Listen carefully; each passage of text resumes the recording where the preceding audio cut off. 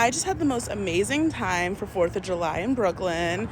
And I just got to see some of my friends since it's been a long time since I saw my friends, got to hang out with them, and it was just like so fun. And now I am on my way back home to Bed-Stuy.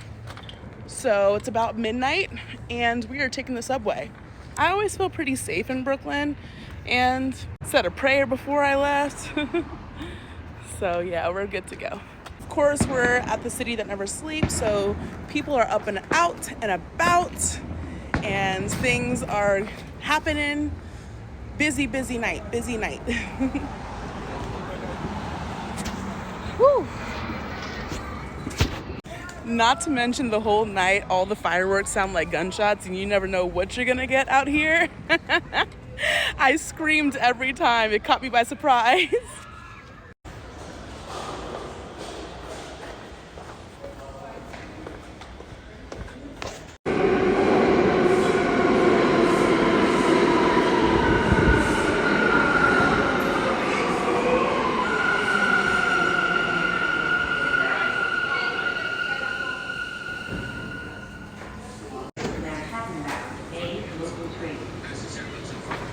Just in time.